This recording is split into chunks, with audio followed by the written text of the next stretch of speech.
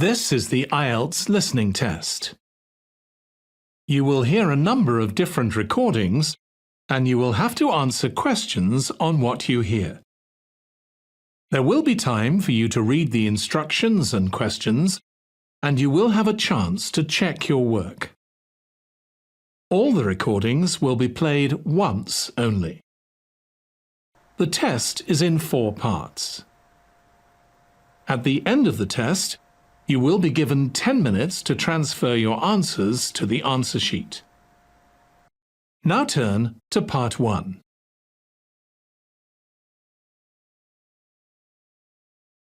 Part 1.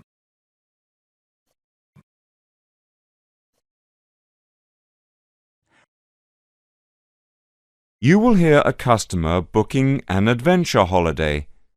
First, you'll have some time to look at questions 1 to 5.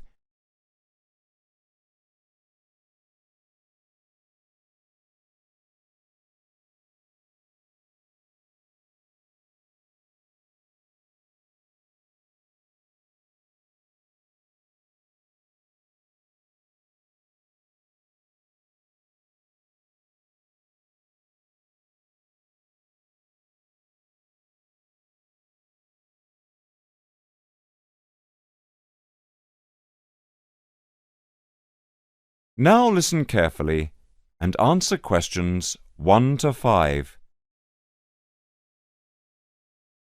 Adventure holiday, how may I help you? Hi, I'm interested in your adventure holidays. OK then, I just need to take down some details. First, your name. Taylor. Paul Taylor. Taylor. And do you live here in London? Yes, I do. 42 South Road, SW1. And your phone number? I'll give you my mobile. It's 137-4259-8686. And your passport number? Oh, just a minute. I have to find it. Here it is. It's 0346. Oh, sorry, that's the wrong number. It's 0464 16799. Oh, sorry, 92.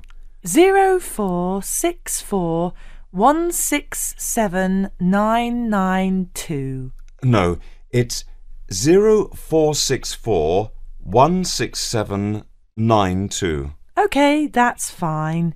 And the expiry date? December 2009. You said you visited India last year. Yes, that's correct. Did you have any vaccinations? Vaccinations? You know, injections against disease. Oh, yes, I did. Let me see now.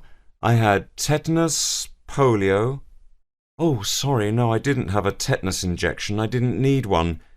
I didn't have malaria either, although I think I should have.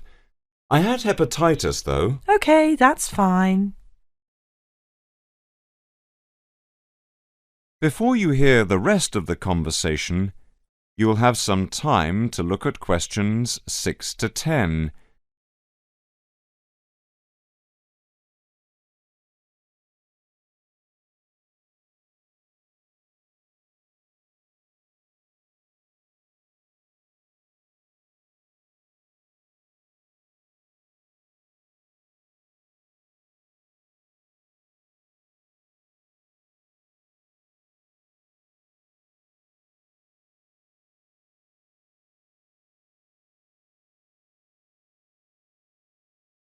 Now listen and answer questions 6 to 10. Now, which holiday tour are you interested in? South America, Southeast Asia or India? As I said, I went to India last year, so I'd like to try somewhere different this year. Maybe Southeast Asia. I haven't been there before. Asia, OK. And when are you interested in going? I was thinking about maybe June or July. Would that be possible? Not for Asia, I'm afraid. Although we do have an Indian tour those months. If it's Asia you're interested in, then really you're looking at April to May or August and September. May isn't possible because I'm too busy with my job. Can you put me down for August and September, please? And would you like the 6-week tour or the 8-week? How much is the 8-week tour? It's £650 for the 6-week tour and £850 for the 8-week. I'll take the 8-week.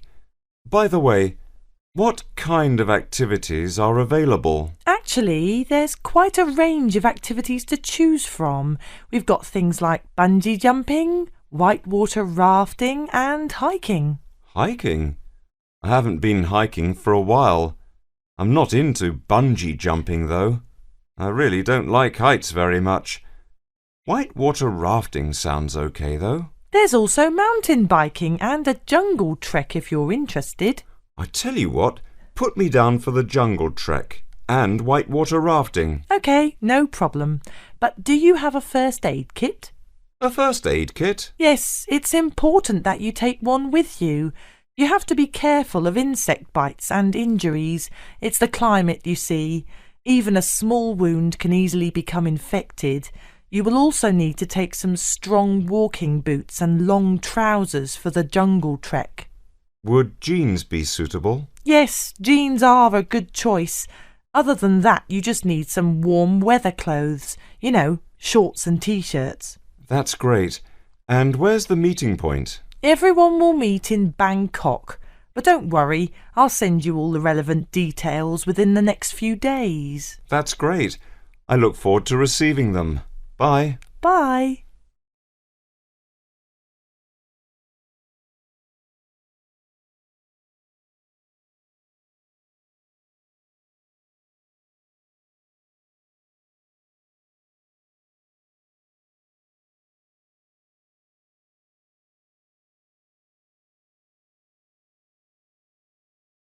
That is the end of part 1. You now have 1 minute to check your answers to part 1.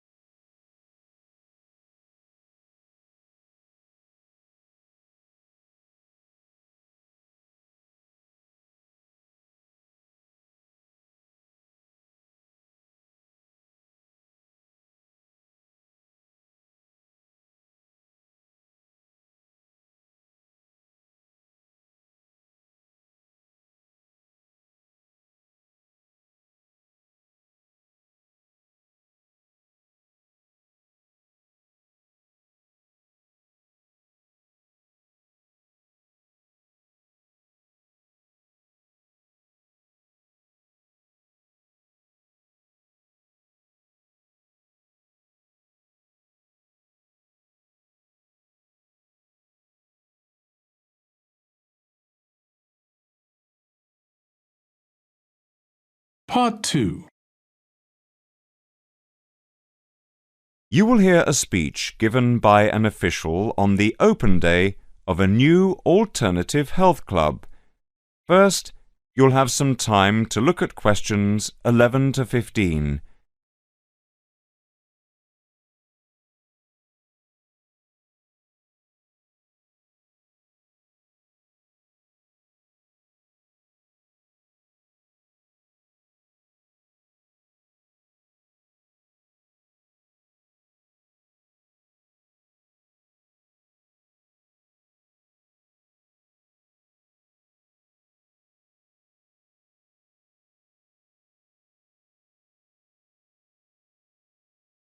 Now listen carefully and answer questions 11 to 15.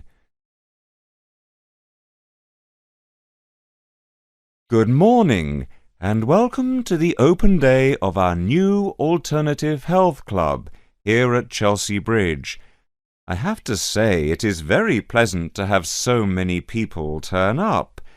My name is Harry Wilkinson, and I work as one of the 9 permanent staff members employed here at the club. The main aim of the open day is to give you a quick tour of the building, but before we do that, I'd like to introduce you to a few people employed at the club. Not all of us are here at the same time. In case you need to contact any of us, Our contact details are here on the notice board below the photographs. First of all, this is Sean Bond, who is the technical manager, and his job is to supervise equipment like computers and all the electrical equipment.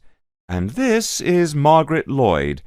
Her main function is to oversee training, and she is therefore in charge of all the full and part-time therapists. The next important person I need to introduce you to is James Todd. He is our liaison officer.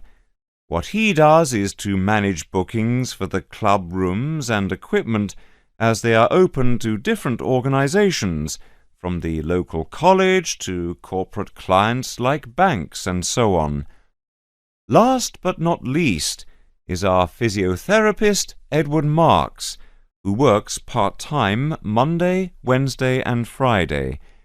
Edward plays an important part in the life of the club. His main role is to prevent injuries. Before you hear the rest of the speech, you will have some time to look at questions 16 to 20.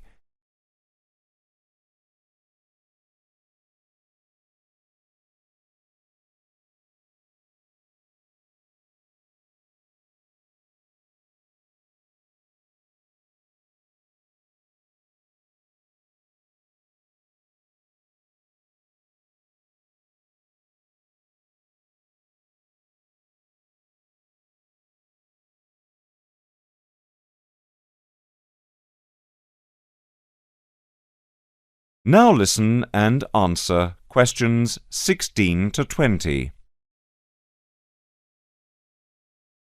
Now for the various amenities. You see that the club has quite a large capacity and is arranged over 3 floors.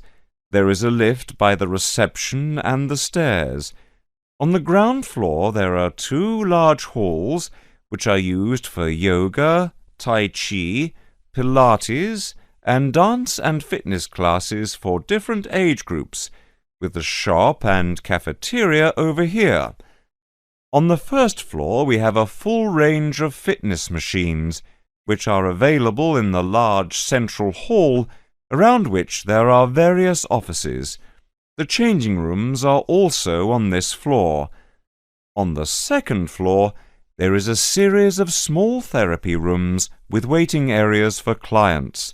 These may be booked by individual therapists. There are also 3 classrooms which are used for teacher training and group therapy classes. We have a very extensive therapy training program accredited to the University of Manwich with training in counselling, for which we have 3 programs at the moment.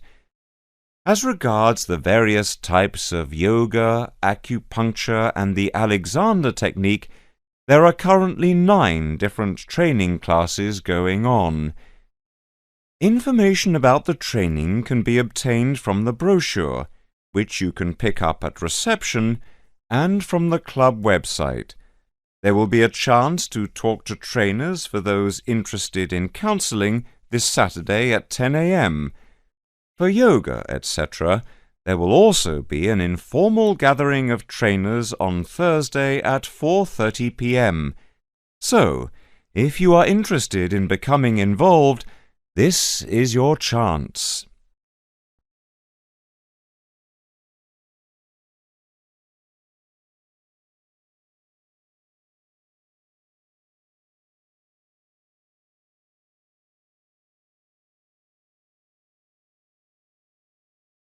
That is the end of part 2. You now have 30 seconds to check your answers to part 2.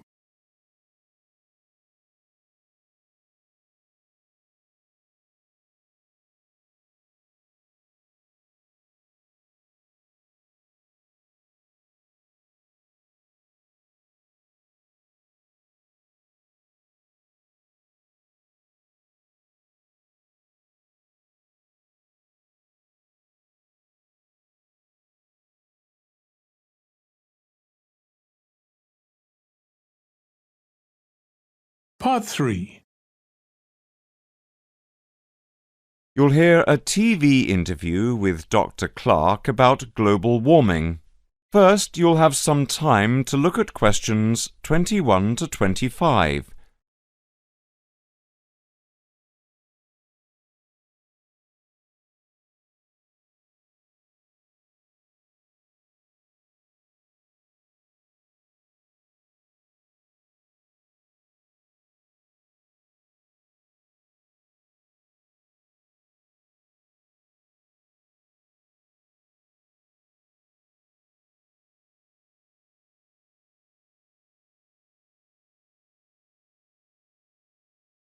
Now listen carefully and answer questions 21 to 25. Dr. Clark, global warming was the threat of the 1980s, but it seems to have fizzled out of people's minds. Why do you think that is? Yes, in a way you're right.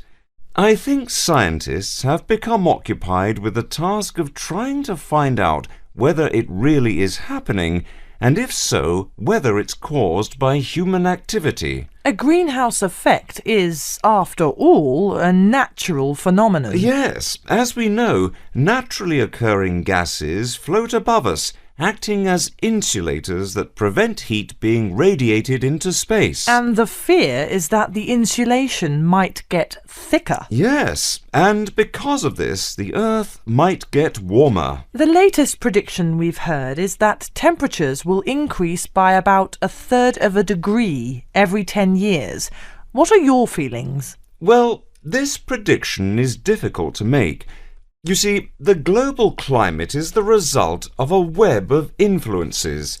Who is to say that a simple action such as adding carbon dioxide to the atmosphere will not have several effects which might even cancel each other out? And I understand that the prediction is hard to verify, whatever... Precisely. Why is that? Because the Earth's temperature surges and subsides naturally.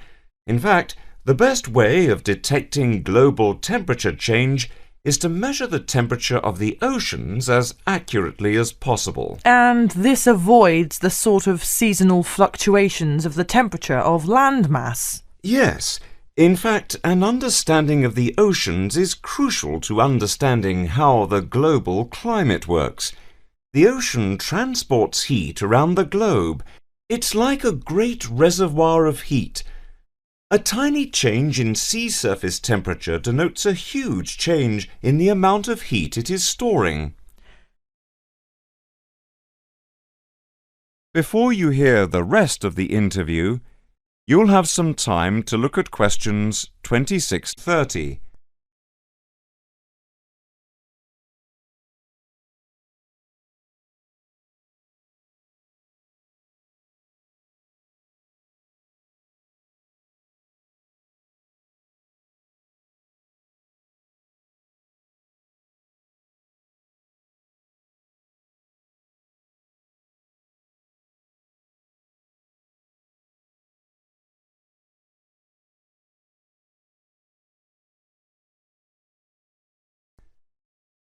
And now I understand you are looking at ways of refining this measurement of ocean temperature.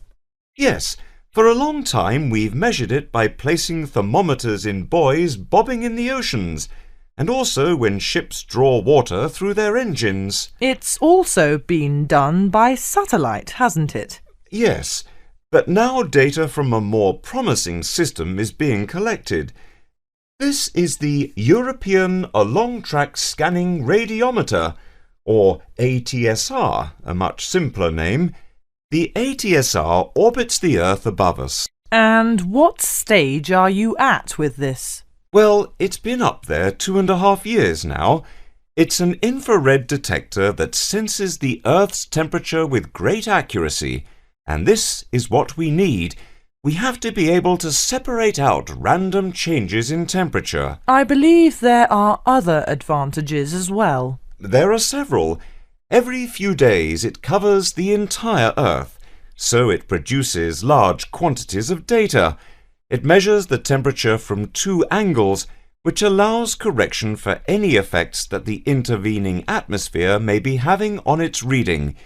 Its field of view has a width of 500 kilometers, and it measures the temperature to 0.3 degrees centigrade. And it should go on for years?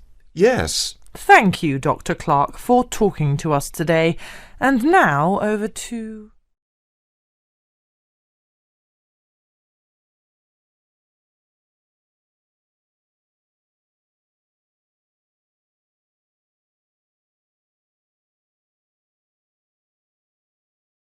That is the end of part 3. You now have 30 seconds to check your answers to part 3.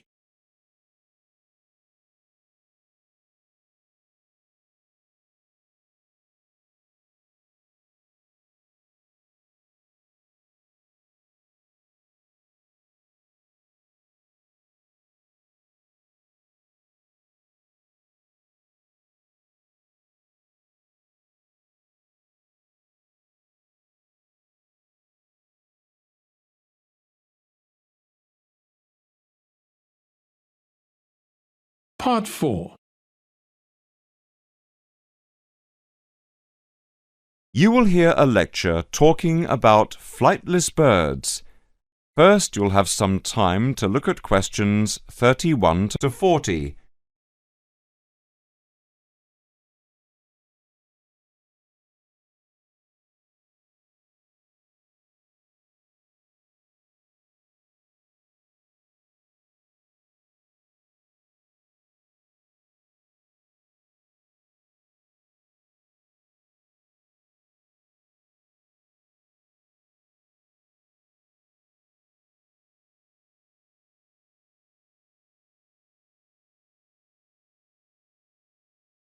Now listen carefully and answer questions 31 to 40.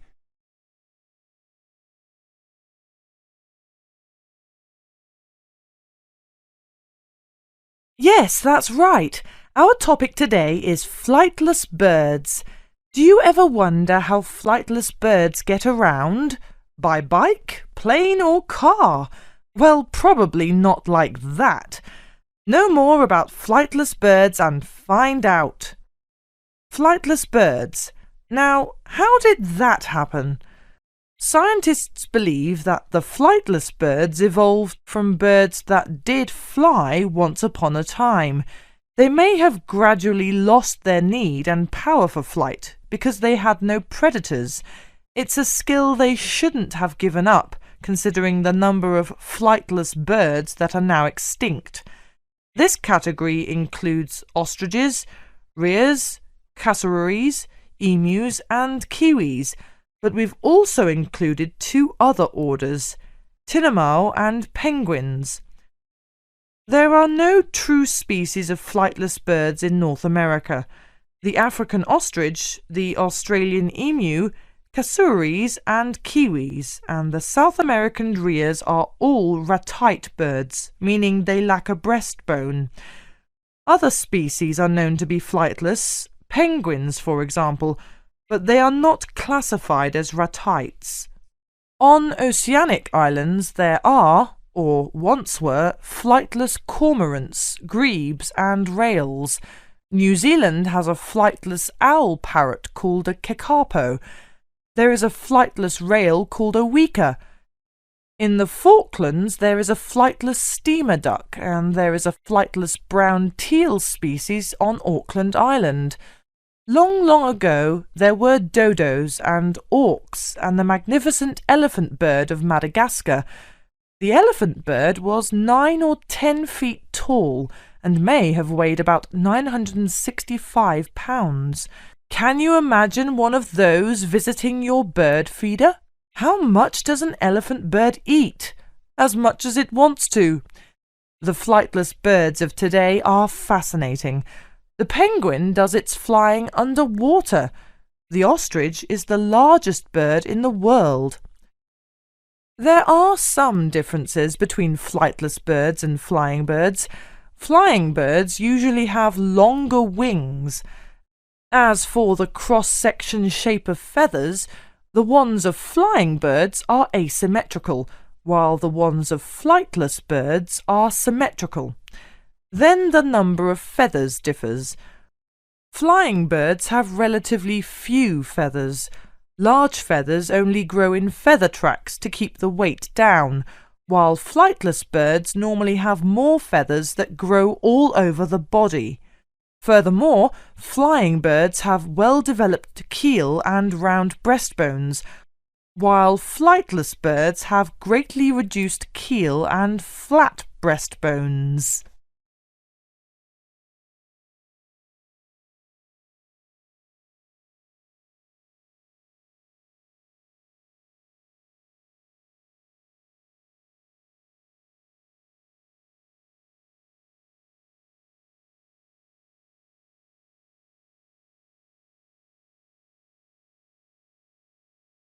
That is the end of Part 4. You now have 1 minute to check your answers to Part 4. That is the end of the listening test. In the IELTS test, you would now have 10 minutes to transfer your answers to the answer sheet.